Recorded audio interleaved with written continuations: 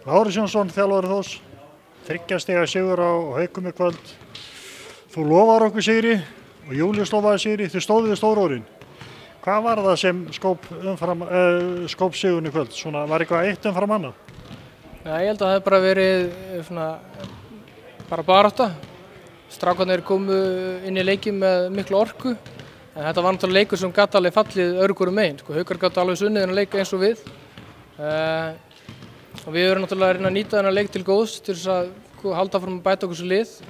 Við skulum samt ekki gleyma því að það náttúrulega vantaði bæði Hjálmar og Hauk í Haukaliðið, sem eru náttúrulega 2 landsliðsmenn. Þannig að það munur náttúrulega minni á þeim, þannig að við verðum að passa okkur líka að ofmetnast ekki út á þessum sigri.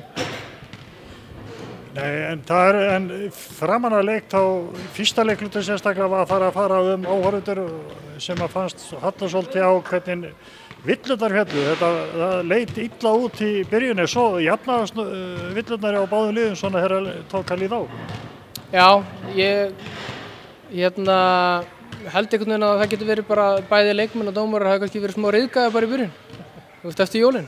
Og bara, ég held að það sé bara það sem er gerað verkum, þannig að leikmenn eru hálfri sekúndu seinir í vörninni og dómararnir kannski, er ekki alveg konum með tímasetninguna á móti, þannig að það er kannski dæmt bara aðeins svo mikið. Kannski með hálfri sekúndu á undan að fluta? Já, það getur bara gerst. Þetta er bara, og svo verður þetta komið í fínt lag næsta leik.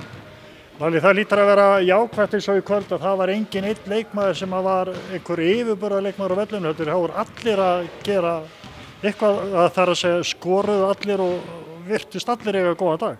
Já, mér fannst við leggja mikið í púkið og margir var að leggja í púkið og ég held að líka það sem við náðum þessum leik var að vera með jafnmörg frákast og Haukar. Og Haukar eru næst besta frákastarlið í deildinni oft í Stjörnunni.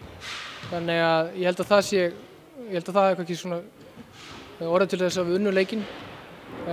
Út af því að við gerum mikið á svona einföldum mistökum. Við vorum að tapa boltanum á auðveldan hátt og Haukarnir voru svolítið að refsa okkur þar. Þannig að ég held að það hafi ekki verið svona bara baráttan og svona eljusemi sem hafi skopið sigurinn.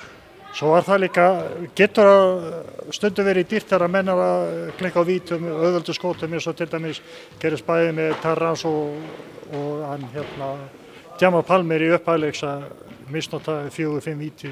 Það getur verið dýrt en það slapp í kvöld. Það slapp til og ég held að bara stór hluti af því er að Haukarnir, þeir klúðruðu líka svona mikið vítum. Svo er næsti leikur, það er Fjölnir úti í Ölli.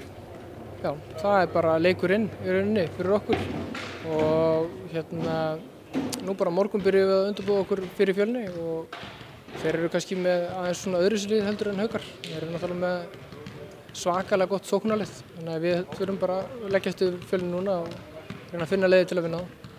Og taka alltaf jákvæð úr þessum leik og fara með í það, eða bara næstu leiki? Já, í rauninni bara kannski líka að leggja aðeins yfir í þennan leik og sjá svona hvað við getum bætt. Þetta er í rauninni bara svona annar leikurinn sem netur bara 3. leikurinn sem við erum að spila með þetta lið eftir að mótleik kom til okkar. Þannig að ég sé alveg ennþá að það er alveg hellingsvinna framöndan. Þetta var fyrsti leikurinn hans á heimavelli?